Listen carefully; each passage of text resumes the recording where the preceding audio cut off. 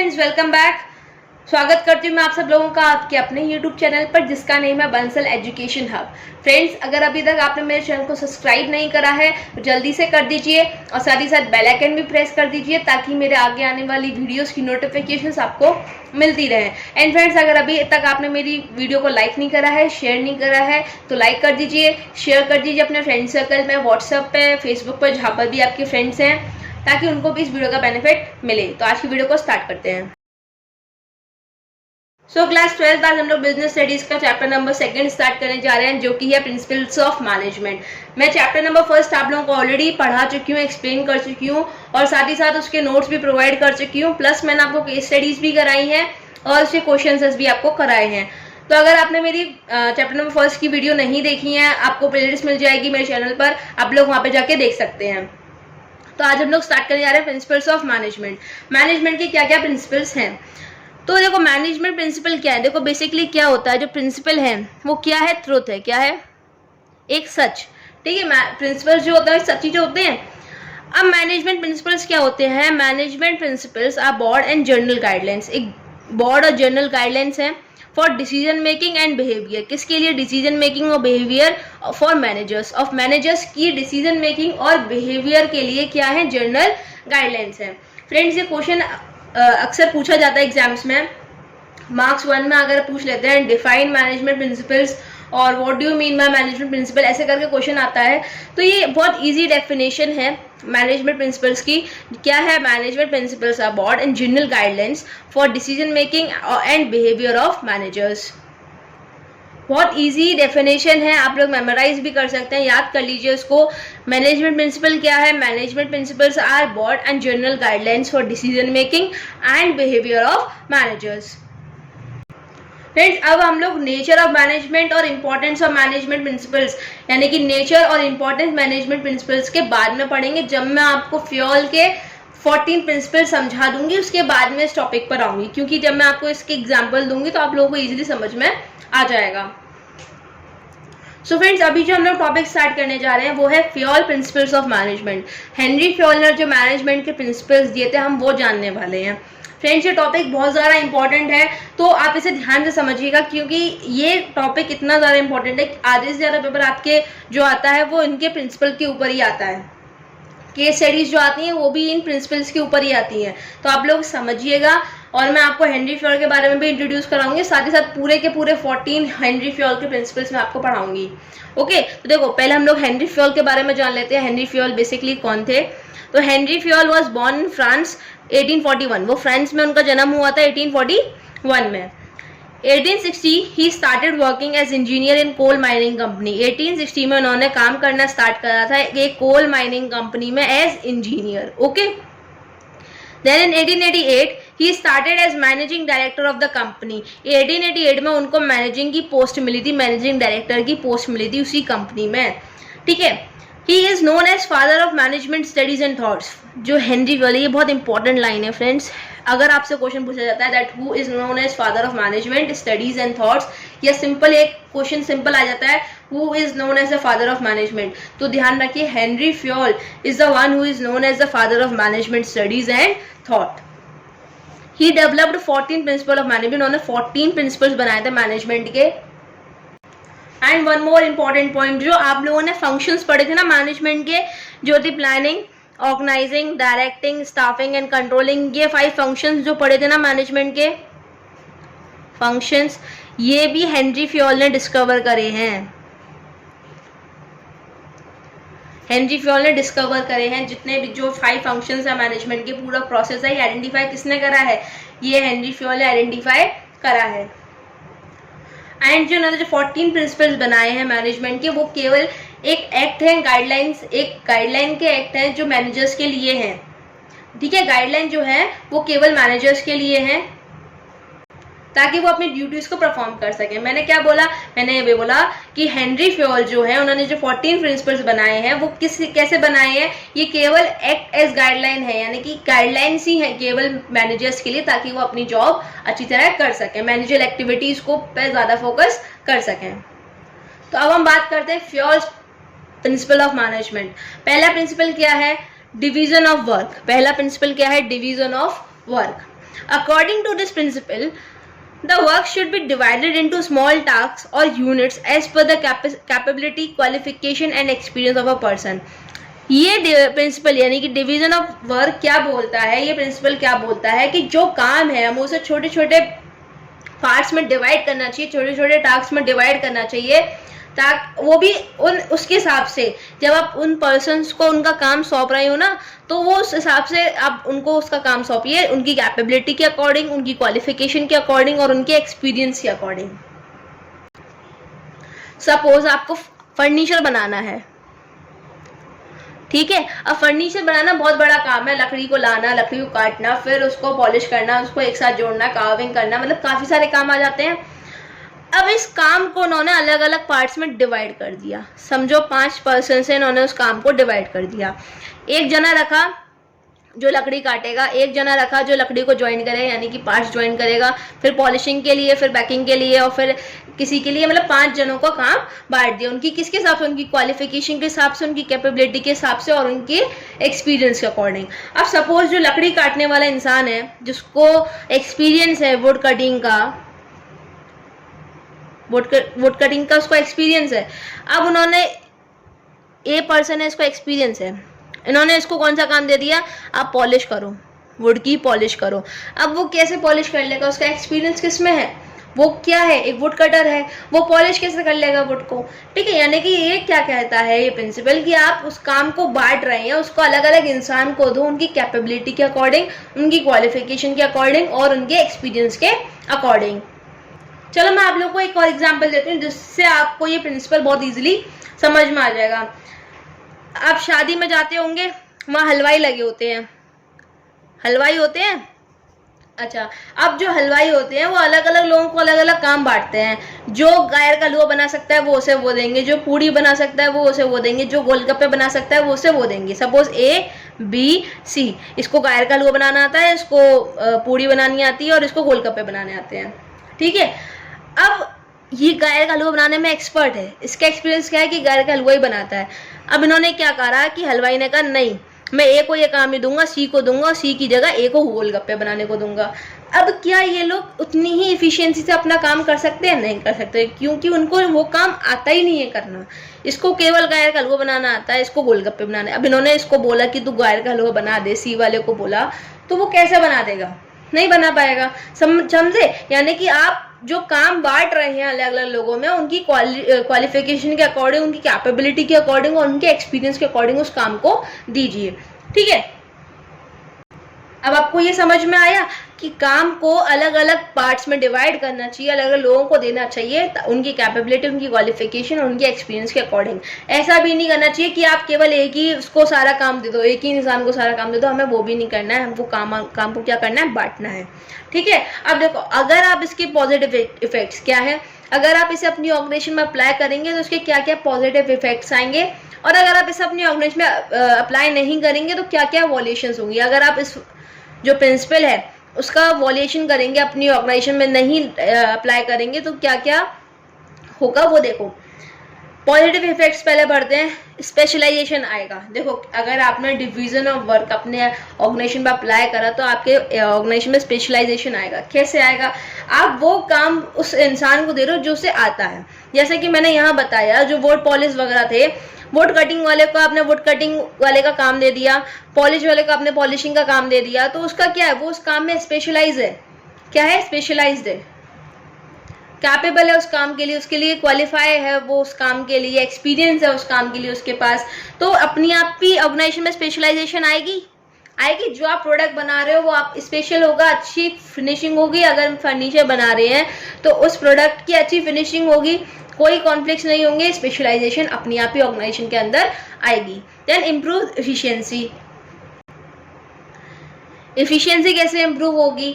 जब कोई एम्प्लॉय, जब कोई इंसान, जब भी कोई एम्प्लॉय जो होगा एक ही काम को परफॉर्म करेगा और उसमें एक्सपर्ट बन जाएगा। वो एक ही काम को परफॉर्म कर रहा है, उसमें एक्सपर्ट बन गया, तो अपनी आप ही ऑर्गेनाइजेशन में उसके काम में जो है एफिशिएंसी आने लगेगी। वो उस काम को अच्छी तरीके से परफॉर्म करेगा, वेस्टेज कम करेगा। ठीक है, जैसे मैंने बताया वुड कटिंग का मैंने एग्जाम्पल दिया, जो वुड कटिंग में स्पेशलाइज है, एक्सपर्ट है, तो जब वो वुड काटेगा तो वो अपने आप ही वेस्टेज कम करेगा रिसोर्सेज की, जिसकी वजह से क्या आएगी, इफिशियंसी उसकी इम्प्रूव होगी। अब देखो वॉल्यूशन में क्या होगा, अगर आप इसको अप्लाई नहीं करेंगे, इनका वॉल्यूशन करेंगे, इन प्रिंसिपल को इग्नोर करेंगे, तो आपकी ऑर्गेनाइजेशन में क्या होगा, लैक ऑफ इफिशियंसी नहीं होगी। मैंने आपको बताया, आप बस पॉजिटिव इफेक्ट्स का उल्टा लिख दो, वो वॉल्यूशन हो जाएगा। इफिशियंसी नहीं होगी, स्पेशलाइजेशन नहीं होगी, डुप्लीकेशन ऑफ वर्क होगा। डुप्लीकेशन ऑफ वर्क का मतलब होता है बार बार आपको वही काम करना पड़ेगा। एक इंसान ने वही काम कर दिया, दूसरा इंसान भी वही काम कर रहा है, डुप्लीकेशन होगा वर्क का, ठीक है। तो आपको ये वाला प्रिंसिपल समझ में आया। डिवीजन ऑफ वर्क एक्चुअली होता क्या है, सिंपल से उसमें याद रखो, डिवीजन ऑफ वर्क क्या है, आप अपने काम को स्मॉल स्मॉल टास्क में डिवाइड कर रहे हो और उस काम को एज पर कैपेबिलिटी, क्वालिफिकेशन और एक्सपीरियंस के अकॉर्डिंग पर्सन्स को दे रहे हैं, ठीक है। बहुत सिंपल सा वो है, पहला प्रिंसिपल तो बहुत ही ज्यादा सिंपल है, ठीक है। अब देखो दूसरे पे आते हैं, ये उससे भी ज्यादा सिंपल है। Authority and responsibility. अथॉरिटी और रेस्पॉन्सिबिलिटी। अथॉरिटी का मतलब क्या होता है, पावर। क्या होता है, पावर। आपके पास कितनी पावर, आपके पास कितनी अथॉरिटी है। रेस्पॉन्सिबिलिटी आप सब लोग जानते ही हैं, ठीक है, कितना काम है। अब इसमें मेन चीज आपको क्या याद रखनी होती है कि authority should be always equal to responsibility. जितनी आपके पास रिस्पॉन्सिबिलिटी है उतनी ही आपके पास अथॉरिटी होनी चाहिए। अगर एक्सेस ऑफ अथॉरिटी होगी, अगर अथॉरिटी आपके पास ज्यादा होगी, ठीक है, तो क्या होगा, नेगेटिव रिजल्ट्स आएंगे। अब नेगेटिव रिजल्ट्स कैसे आएंगे, तो देखो आपके पास रिस्पॉन्सिबिलिटी कम है, कोई एम्प्लॉय है उसके पास रिस्पॉन्सिबिलिटी कम है और अथॉरिटी ज्यादा है, तो अपनी अथॉरिटी का मिसयूज करेगा। क्या करेगा, मिसयूज करेगा। ये तो सिंपल सी बात है, अगर आपके पास पावर ज्यादा होगी, काम कम होगा, तो आप अपनी पावर का मिसयूज ही तो करेंगे, ठीक है। अगर आपके पास रिस्पॉन्सिबिलिटी ज्यादा है, अगर आपके पास रिस्पॉन्सिबिलिटी ज्यादा है तो लेस इफेक्टिवनेस ऑफ वर्क, आपका जो काम है वो कम इफेक्टिव होगा। अब देखो कैसे होगा, सपोज एक एम्प्लॉय है, उसको हमने एम्प्लॉय का, कोई एक वर्कर है, ठीक है, उसको हमने टास्क दिया कि तुम 100 यूनिट्स को प्रोड्यूस करो। कितनी यूनिट्स को, 100 यूनिट्स को, ठीक। अब वो सुपर वर्कर है, उसको बोला कि 100 यूनिट्स को प्रोड्यूस करो, उसके पास कोई भी अथॉरिटी नहीं है, रेस्पॉन्सिबिलिटी तो आ गई उसके पास कि उसको 100 यूनिट्स को प्रोड्यूस करना है, 100 यूनिट्स का प्रोडक्शन करना है, लेकिन जो उसके सुपीरियर्स हैं उन्होंने उसे कोई भी अथॉरिटी नहीं दी, अथॉरिटी दी ही नहीं। उन्होंने कहा कि हम तुम्हारे पास कोई अथॉरिटी नहीं दे रहे। अब जो वर्कर है, जो उसको प्रोडक्शन करना है, उसको प्रोडक्शन करने के लिए रॉ मटेरियल चाहिए, ये सब चाहिए, जितना भी सामान चाहिए, रिसोर्सेज चाहिए, उसके पास अथॉरिटी नहीं है कि वो उनको खरीद सकता है, उसके पास अथॉरिटी है ही नहीं। तो वो सुपीरियर के पास जाएगा, सुपीरियर के पास जाने के बाद वो उनसे बोलेगा कि मुझे रॉ मटेरियल चाहिए, तब जाके वो उसे रॉ मटेरियल को प्रोवाइड कर पाएंगे। यानी कि इफेक्टिवनेस ही नहीं है, अपना काम टाइम पर पूरा नहीं कर पाएगा। इफेक्टिवनेस मैं आपको बता चुकी हूँ, अपना काम को टाइम पे पूरा नहीं कर पाना, वो क्या होता है, इफेक्टिवनेस। अब जब वो अपना काम टाइम पे पूरा नहीं कर पाएगा तो इफेक्टिवनेस अपने आप ही कम हो जाएगी। तो इसलिए बोला गया है कि authority should always be equal to responsibility. अगर आपको ये वाला प्रिंसिपल याद करना है तो बहुत सिंपल से याद रख लो, authority is equal to responsibility, दोनों ही इक्वल होना चाहिए, कोई भी एक्सेस नहीं होना चाहिए, ना अथॉरिटी ना ही रेस्पॉन्सिबिलिटी। अगर अथॉरिटी एक्सेस होगी तो नेगेटिव रिजल्ट्स आएंगे, और अगर रेस्पॉन्सिबिलिटी एक्सेस होगी तो आप अपना काम टाइम पर पूरा नहीं कर पाओगे, यानी कि इफेक्टिवनेस अपने काम में नहीं ला पाओगे। अब इसके पॉजिटिव इफेक्ट्स देखते हैं। पॉजिटिव इफेक्ट्स क्या है, नो मिसयूज ऑफ अथॉरिटी। अगर आपकी authority is equal to responsibility है तो आप अथॉरिटी का मिसयूज नहीं कर पाएंगे। Helps in meeting responsibility on time without delay.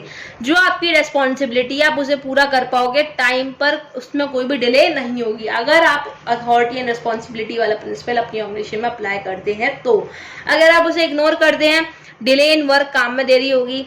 Misuse of authority, authority का मिसयूज होगा। ओवरबर्डन ऑफ वर्क, वर्क का ज्यादा बर्डन हो जाएगा, एम्प्लॉइज चिड़चिड़ा जाएंगे। जब आपके वर्क का, आपके काम का आपके ऊपर ओवरबर्डन हो जाता है तो आपके इरिटेशन होने लग जाती है, ठीक है, ओवरबर्डन ऑफ वर्क। हम थर्ड प्रिंसिपल पे आते हैं, बहुत ज्यादा इजी प्रिंसिपल था सेकंड वाला, अथॉरिटी एंड रिस्पॉन्सिबिलिटी। आपको केवल एक ही चीज याद रखनी है कि authority should always be equal to responsibility. अब हम बात करते हैं हमारे थर्ड प्रिंसिपल की, जो कि है डिसिप्लिन। डिसिप्लिन में फ्योल ने कहा है, Fayol insist that principle is required discipline is required at superior as well as subordinate level. Fayol, Henri Fayol जो है, उनका मानना क्या था कि डिसिप्लिन जो है वो सुपीरियर्स पे भी रिक्वायर करता है और साथ ही साथ सबऑर्डिनेट लेवल पे भी रिक्वायर करता है। सुपीरियर लेवल पे भी रिक्वायरमेंट होती है डिसिप्लिन की और सबऑर्डिनेट लेवल पे भी रिक्वायरमेंट होती है डिसिप्लिन की। अब देखो डिसिप्लिन क्या है, बेसिकली फ्योल ने क्या बोला है, डिसिप्लिन क्या है? Clear and fair agreements among superiors and subordinates. जो एग्रीमेंट्स हो रहे हैं सुपीरियर और सबऑर्डिनेट के बीच वो क्लियर और फेयर होने चाहिए। ठीक है, फेयर मीन्स में होने चाहिए, कोई धोखाधड़ी वाला काम नहीं होगा यहाँ पर।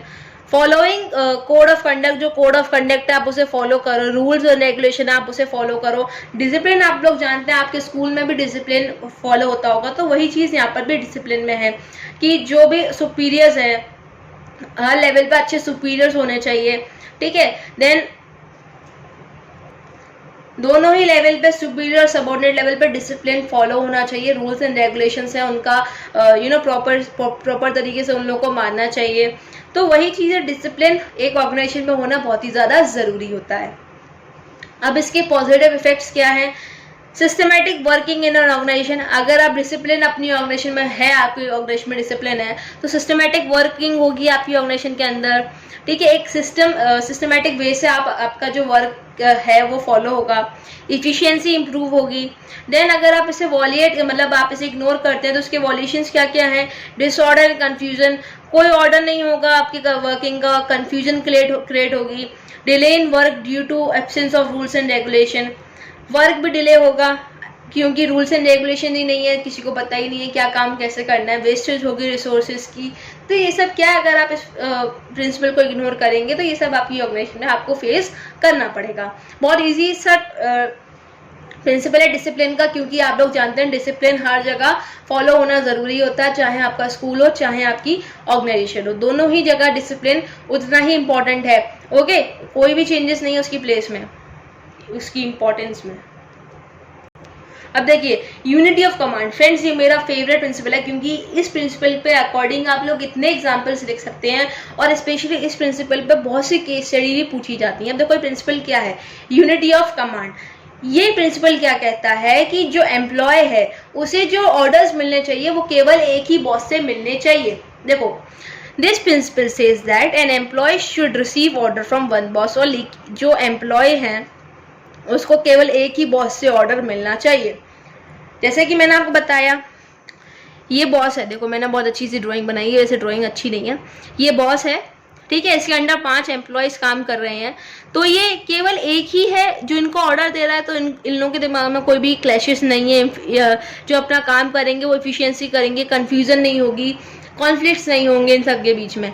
लेकिन वहीं दूसरा केस, यहाँ पर एक बॉस नहीं, यहाँ पे 3 बॉस हैं, A, B, C। ठीक है, अब 3 बॉस है और उनके अंदर ये 5 लोग काम कर रहे हैं, 3 बॉसेस के अंदर केवल 5 लोग काम कर रहे हैं। अब देखो ये इसको ऑर्डर देगा कुछ और, ये इसको ऑर्डर देगा कुछ और। सपोज ए वाले ने इसको ऑर्डर दिया, चलो पहले एक फनी सा एग्जांपल लेके चलते हैं, उसके बाद मैं आपको बढ़िया सा एग्जांपल दूंगी।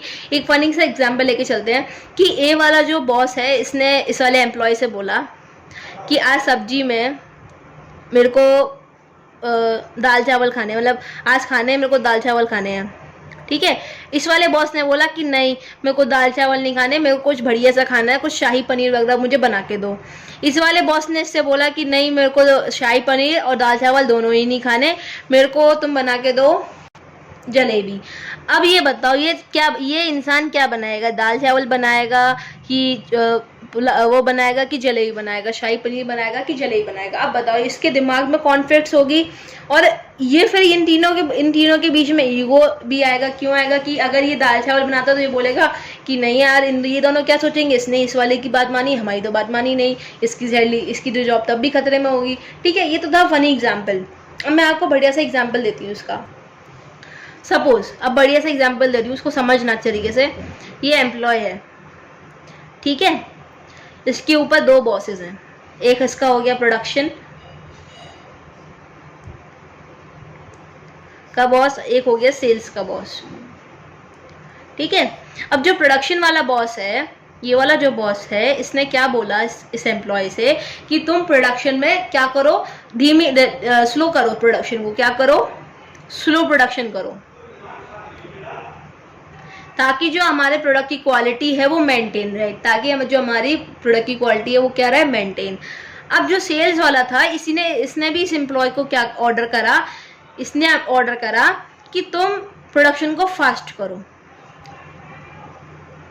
तुम प्रोडक्शन को फास्ट करो। क्यों करो? क्योंकि हमारे जो पेंडिंग ऑर्डर्स है हमें वो मीट करने हैं, उनको पूरा करना है, ठीक है।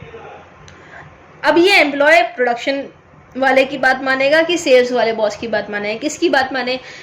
तो क्या होगा यहाँ पे, उस एम्प्लॉय की वो जो वर्क कर रहा है उसमें एफिशिएंसी कम होगी, प्लस ये कंफ्यूज हो जाएगा कि उसको किस वाले बॉस की बात माननी है, प्रोडक्शन वाले बॉस की बात माननी है कि सेल्स वाले बॉस की बात माननी है, या सिंपली उसे स्लो प्रोडक्शन करना है कि फास्ट प्रोडक्शन करना है, ठीक है।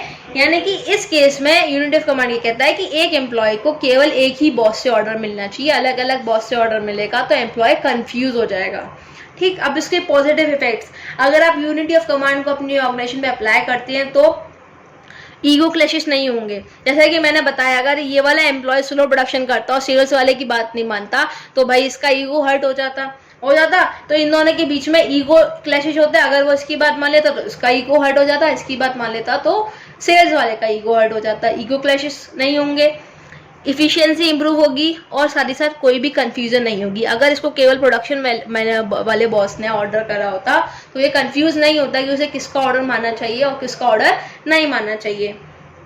वॉल्यूशंस, कंफ्यूजन होगी, ईगो क्लैशेस होंगे। सो फ्रेंड्स, आपको ये टॉपिक समझ में आया that unity of command basically क्या है। ये प्रिंसिपल बहुत ज़्यादा ईजी है और ये बहुत ज़्यादा इंपॉर्टेंट भी है, क्योंकि बहुत सी case studies unity of command के ऊपर ही आती हैं। अगर आप लोग पढ़ेंगे तो आप लोगों को मैं आगे पढ़ाऊंगी, यूनिटी ऑफ कमांड के ऊपर बहुत सारी केस स्टडीज आती हैं, तो आपकी जो प्रिंसिपल्स हैं आपको क्लियर होना बहुत ज़्यादा ज़रूरी है। तो फ्रेंड्स, आज के लिए इतना ही। आज मैं आपको 4 प्रिंसिपल्स पढ़ाऊंगी, अगली वीडियो में अगेन मैं आपको 4 प्रिंसिपल्स लेके आऊँगी। So thank you very much, keep supporting me and मेरे चैनल को सब्सक्राइब कीजिए, साथ ही साथ वीडियो को लाइक और शेयर ज़रूर कीजिए। Thank you.